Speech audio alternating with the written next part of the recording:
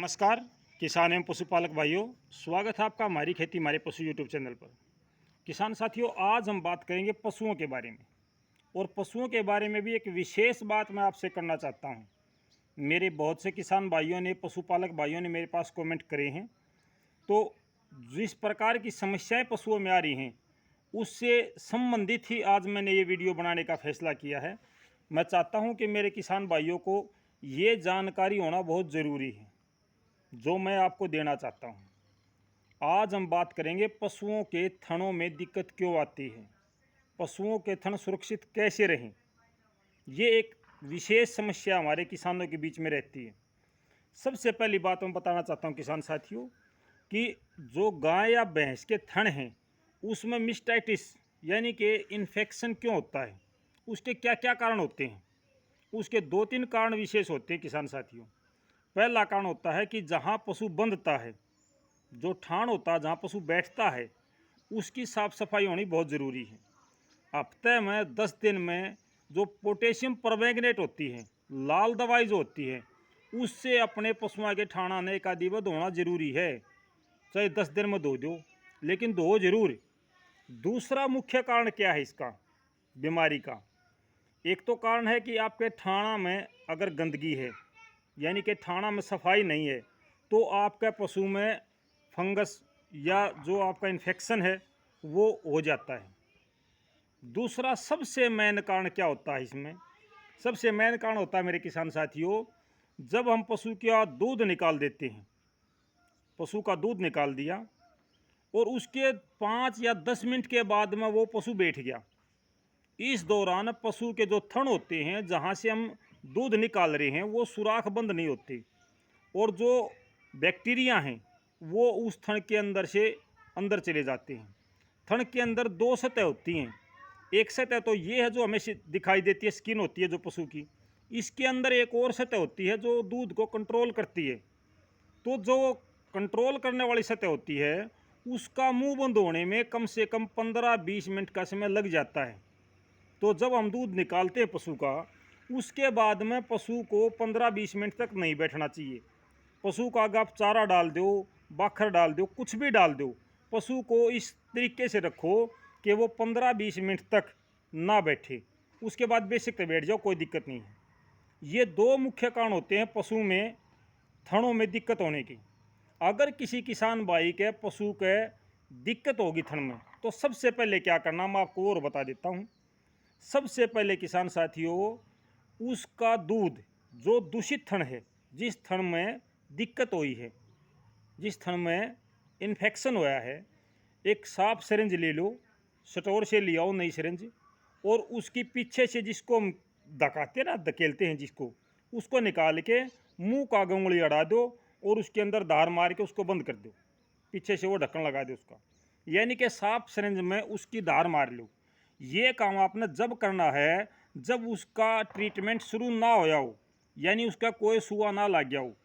और इसको आप जहाँ पोल क्लिनिक बोलते हैं, जहाँ पशुओं के बड़े हॉस्पिटल हैं डिस्ट्रिक्ट लेवल पे, जहाँ पशुओं के दूध की जांच होती है, वहाँ पे जाके जांच कराओ।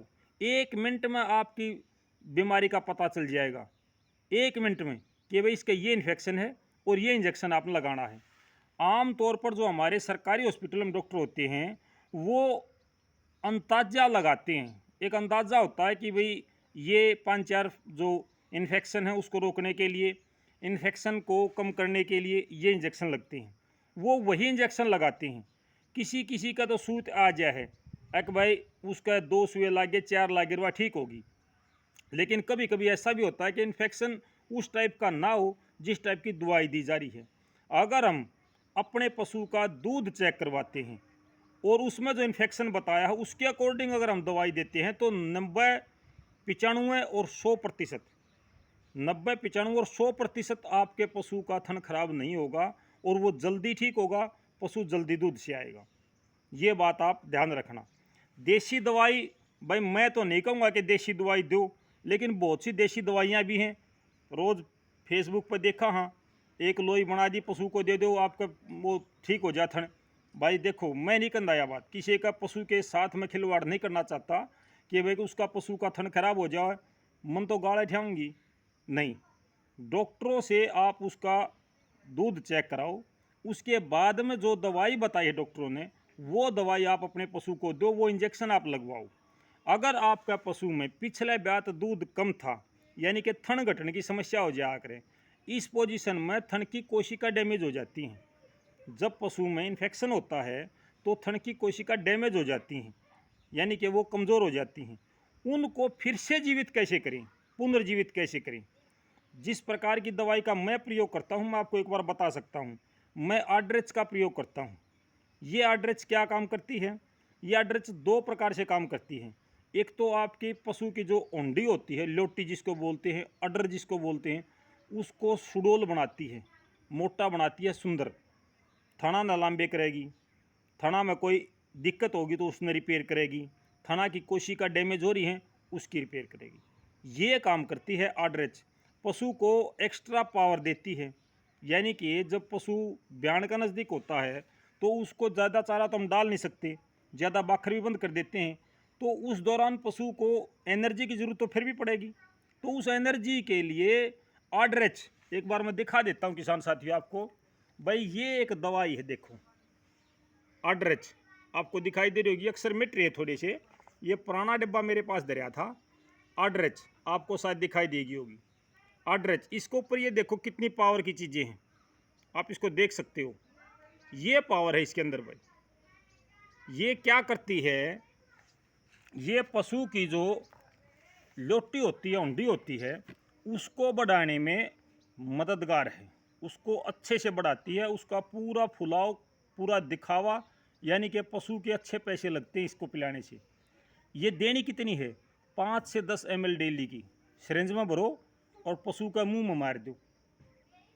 बस चारा खा लिया, पानी पिला दिया पशु को, और उसका सिरिंज भर के 5 ml या 10 ml एक टाइम मार दो, कोई ज़रूरत कौन फिर, या 5-5 ml दोनों टाइम मार दो, कोई दिक्कत नहीं है। आपका पशु ब्याह गया हो फिर भी दे दो, ब्याहता रहा हो फिर भी दे दो। ब्याणते 2 महीना पहले हम शुरू कर दो इस दवाई ने। 1 लीटर मंगा लो, आधा लीटर मंगा लो, 2-4 दिन पशु इसको शर मार के वो लेवागा सिरंज, फिर इसको जीभ गेला पल लग जाएगा, फिर आपको कोई जरूरत नहीं है, जीभ के ऊपर अपना जीभ बाहर काट देगा और अपना मार देना, ढाला पड़ जाता पशु। फिर ब्याने के बाद भी लगातार इसको देते रहो, कोई इन्फेक्शन साइड वो कहते हैं इन्फेक्शन नहीं है, साइड इफेक्ट नहीं है, कोई भी इसका साइड इफेक्ट नहीं है इस दवाई का। मैं अपने डांगरा ने, अपने पशुआ ने यह चीज़ दिया करूँ। जुनसी भैंस बाखड़ी हो रही हो, चाहे ताजी हो, चाहे ब्याता रही हो, और एक पशु ने यह दवाई दे दिया हाँ, और ठीक ठाक दिखाओ है, ठीक ठाक दूध दे हैं, कोई दिक्कत नहीं आती है। तो किसान साथियों, आज का जो विषय था वो थनों से संबंधित था। पशुओं के थनों में समस्या क्यों आती है उसका मैंने बता दिया है भाई। 2 कारण मेन होते हैं, एक तो डांगर धार काट दे तोड़ा बैठ जावे, एक ठाणा में गंदगी हो। इसका इलाज भी मैंने बता दिया है भाई। सबसे पहले साफ सिरिंज में उसकी धार मार लो। एक बात और बताना चाहता हूँ किसान साथियों, बहुत ज़रूरी है। आपने देखा होगा कि एक थन में इन्फेक्शन फैल जा तो और थना भी फैल जाया करे। उसका कारण क्या है? जब हम दूध निकालते हैं तो आमतौर पर मुट्ठी के नीचे जो यहाँ है, यहाँ पर वो इन्फेक्शन वाला थन का दूध लग जाता है।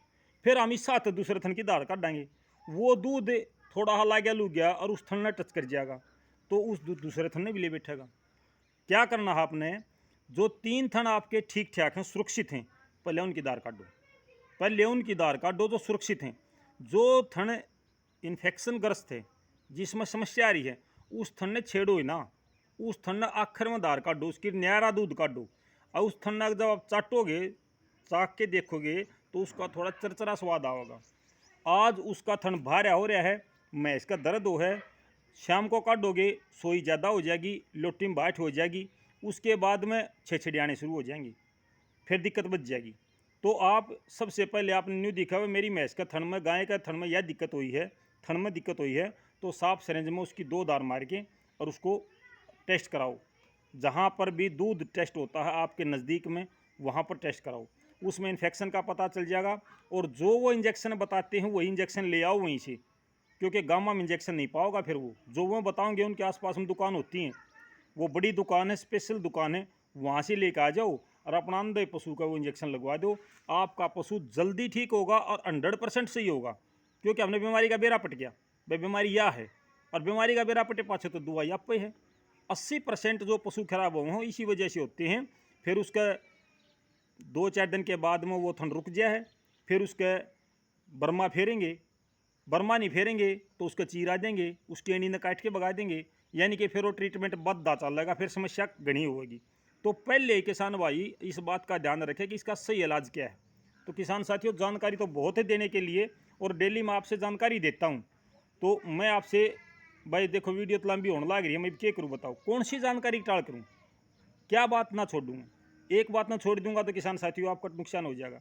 मेरे जो भाई हैं, जो किसान भाई, वो मेरे वर्गे हैं। मैं सब न जानूँ कि भाई मेरे वर्गे भाई हैं और वह मेहनत करे हैं, पशु ने पाले हैं, उनका कोई समस्या नहीं होनी चाहिए।